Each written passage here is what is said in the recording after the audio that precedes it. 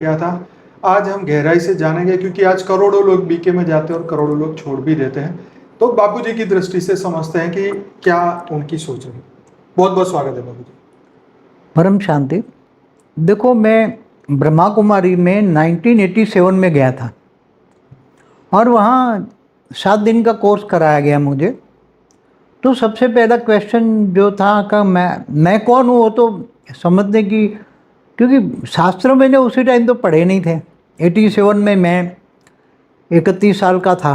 तो कोई भक्ति मार्ग में मैं चलता था, मंदिरों में जाता था, पूजा पाठ करता था, संस्कृत के श्लोक बोलता था, हनुमान चालीसा करता था, विष्णु सहस्त्र डेली सुबह दिया जलाता था। भक्ति तो बहुत करता था, मंदिरों में जाके भी, घर में भी।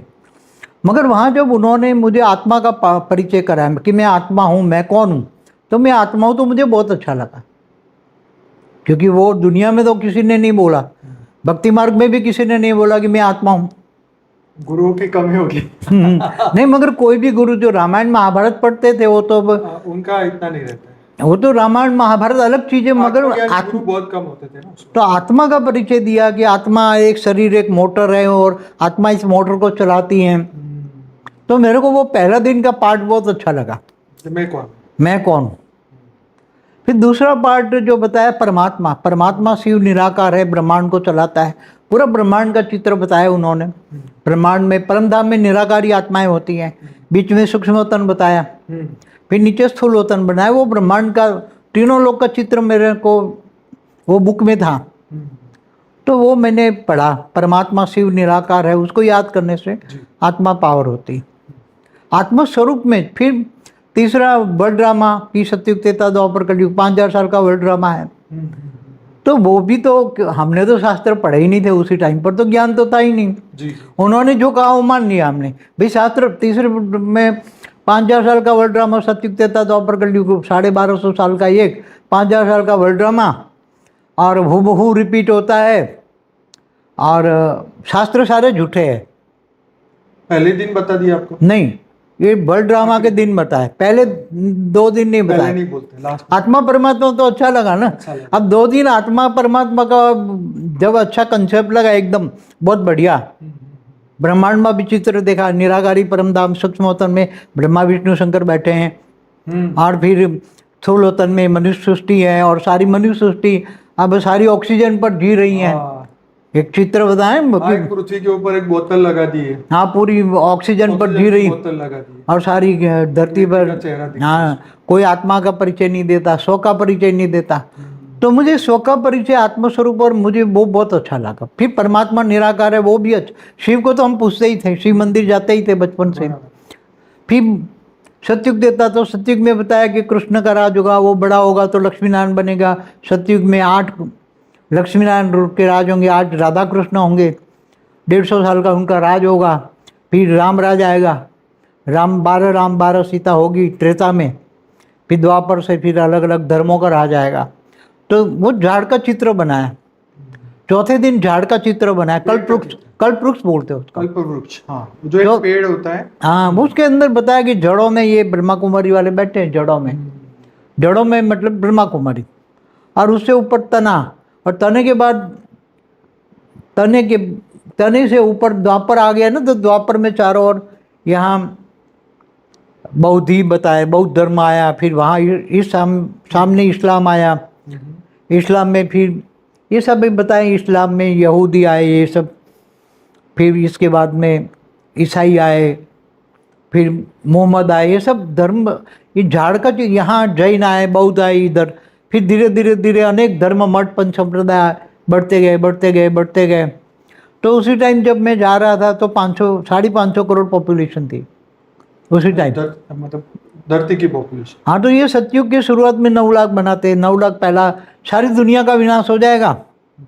फिर 5वें चित्र में वो बताया, 5वां मतलब पूरी दुनिया आग में झुलस रही है, पूरा थर्ड वर्ल्ड वॉर हो रहा है, परमाणु बॉम्ब फट रहे हैं, नेचुरल कैलेमिटी आ रही है। केवल 9 लाख बचेंगे, वो माउंट आबू में जाएंगे, और 9 लाख वहाँ माउंट आबू में बचेंगे। वो उन्होंने बताया, हमने मान लिया, हमने कुछ नॉलेज ही नहीं था हमारे पास। तो फिर ऐसे ही पूरा ज्ञान ले लिया। हमें ज्ञान तो समझने, क्योंकि मैं वकील था, इनकम टैक्स लॉयर था तो बुद्धि समझने की शक्ति बहुत थी ना।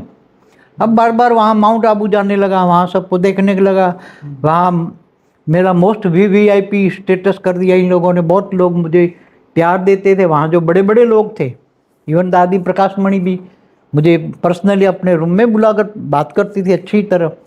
तो मेरा वहाँ बहुत मोस्ट वीवीआईपी था, क्योंकि वहाँ शिव बाबा के नाम पर सब कुछ स्वाहा करने वाला था मैं, और बहुत कुछ इनकम टैक्स लॉयर, इसमें भी रेड केस करने वाला, कोई धन की तो कमी होती ही नहीं थी उसी टाइम पर। तो फिर बाद में जब मैं आत्मस्वरूप की बहुत सबसे ज़्यादा मैंने डे बाय डेली सुबह में 3 बजे उठकर आत्मस्वरूप की बहुत ही मतलब पुरुषार्थ किया। आत्मस्वरूप, एकदम आत्मस्वरूप। पहले मेरे को दिमाग में आ गया मैं स्वयं को पहचानूँ, मैं स्वयं को पहचानूँ, आत्मस्वरूप। तो वहाँ एक नीले नगर सेंटर था, वहाँ एक छोटा सा योग रूम बनाया था। वहाँ हर संडे सुबह में 8 से रात को 8 बजे तक मैं केवल पानी पीकर, सुबह में चाय पिए, बाद में पूरे दिन पानी पीकर, क्योंकि जितना खाओगे नहीं तो हल्के रहोगे तो योग अच्छा लगेगा। बल्कि मैं तो अगले दिन के शाम को भी खाना नहीं खाता था, शरीर हल्को करने के लिए। मतलब फास्ट करते हैं ना भक्ति मार्ग में, फास्ट, उपवास। तो मेरे को फास्टिंग भी अच्छा लगता, कम खाना भी अच्छा लगता था, और मैं एकदम आत्मस्वरूप, तो इतना आत्मस्वरूप बन जाता था, इतना आत्मस्वरूप, लाइट पूरी बॉडी हो जाती थी। आपका शरीर तो बहुत भारी था ना उसमें? उसी टाइम तो बहुत भारी था, उसी टाइम थोड़ा भारी था, मगर बाद में बढ़ने लगा। 87, 88, 89, 90, फिर उसी टाइम रामायण आया। तो उन लोगों ने बोला रामायण नहीं देखना है आपको, रामायण झूठी है, झूठी कहानी है। रामानंद सागर का रामायण, रामानंद सागर का शुरू में आया ना DD1 पर। 92 में से आता है। नहीं, ये मेरे ख्याल से 88 या 89 में आया होगा। अच्छा। 88 या 89 में आया होगा। दूरदर्शन पे आता था। फिर भी मैं देखता था। अच्छा। फिर भी मना था तो भी मैं देखता था।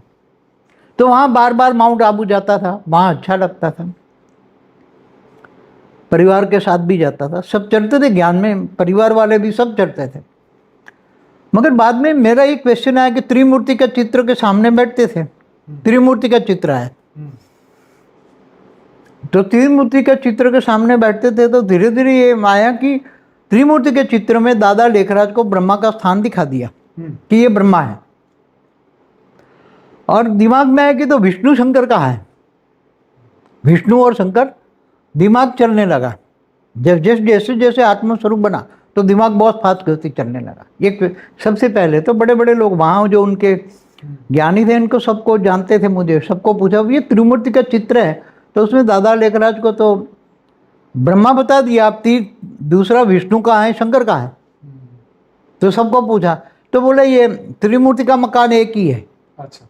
एक ही रथ है और तीनों पार्ट बजाता है। अच्छा। जब ये ब्रह्मा है, टाटुधारी ब्रह्मा है, कृष्ण वाली आत्मा, और ये ब्रह्मा से विष्णु बन जाएगा तो सतयुग के पहला प्रिंस बनेगा, नारायण बनेगा। तो ये विष्णु का पार्ट नारायण बनने का, नारायण माना विष्णु, लक्ष्मी नारायण माना विष्णु, तो वो वहाँ पालना करेगा, सतयुग में 9 लाख की पालना का पहला प्रिंस बनेगा।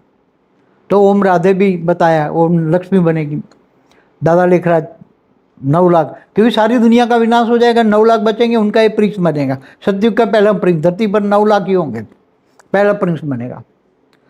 तो फिर बोलता है धरती पर सतयुग है, धरती पर। तो बोला ये उसी टाइम पर दादा लेखराज कृष्ण बनेंगे।